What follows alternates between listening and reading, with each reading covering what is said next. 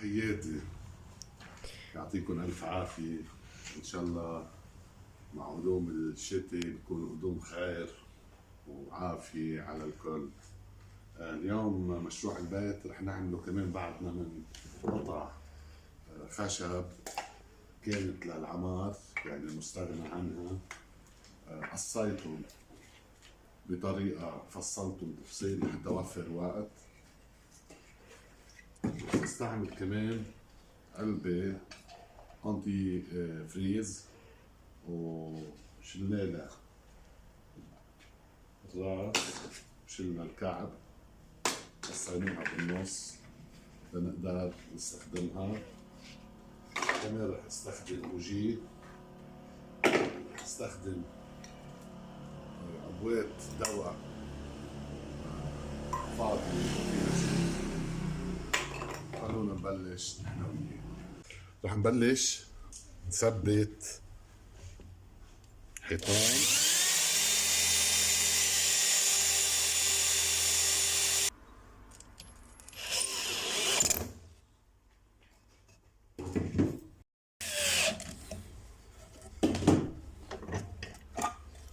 هيدا أول جانب. رح نبلش هلا بالجنب الثاني.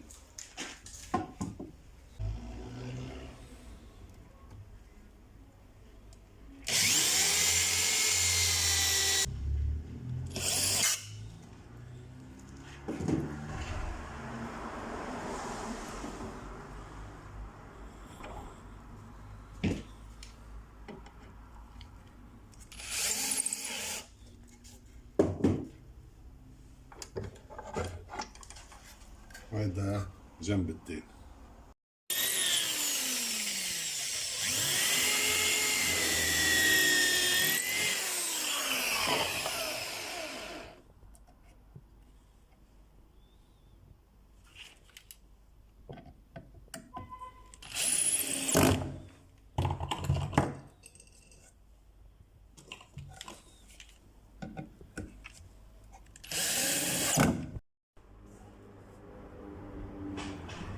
هيك صار عنا حيطان.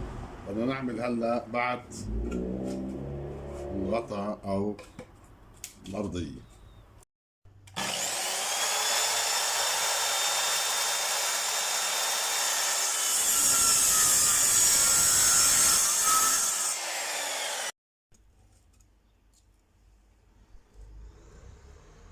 هيدي الارضيه.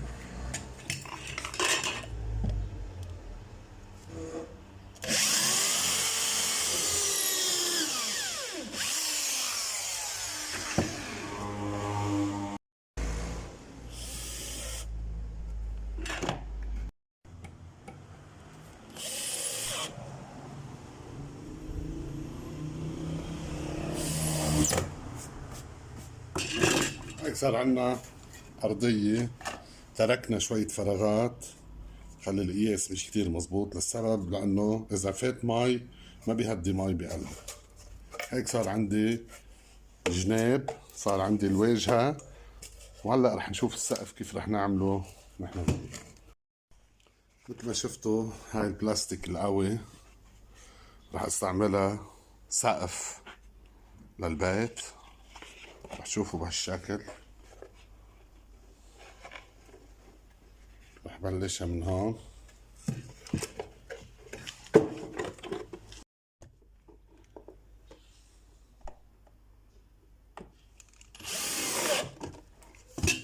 هذا أول مرغي.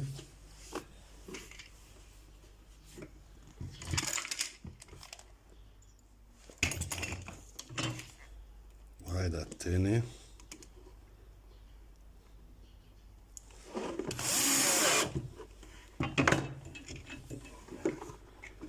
هذا الثالث.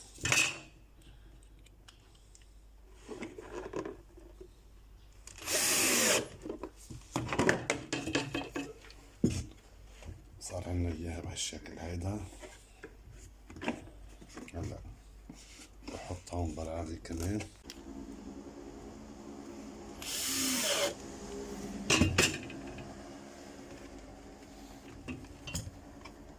كمان هون بحط برغي.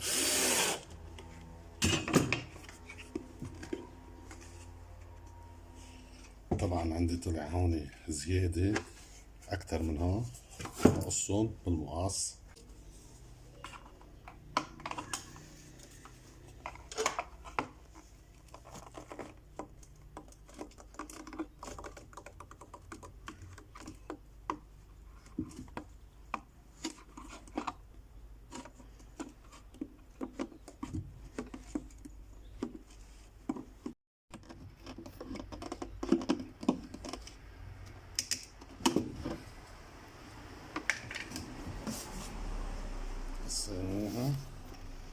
رح نخفف شوي من هون كمان منها.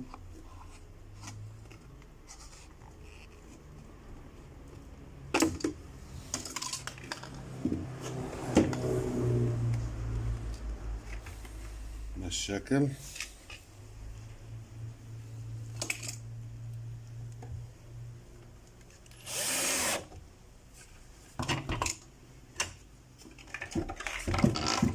كمان هون بحاجة لبرغي، هون بحاجة لبرغي.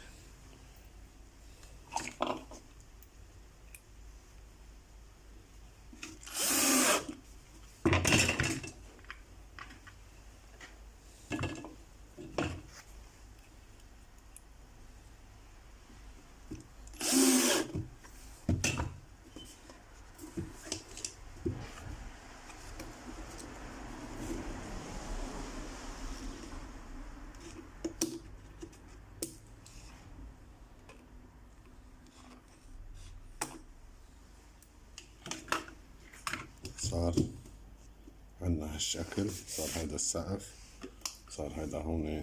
بدنا نفتح للعصفور.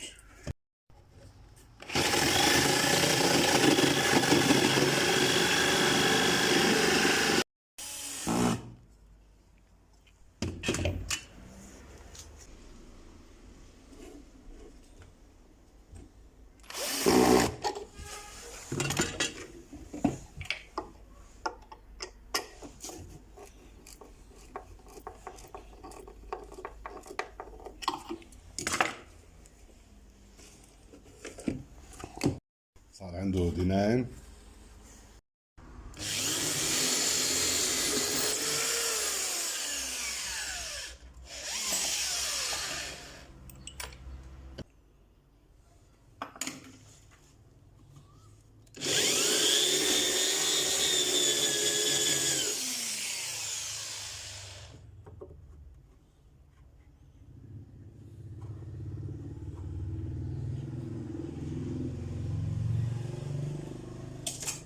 أضفنا البوجيه هون تهداية ليوقف عليها العصفور.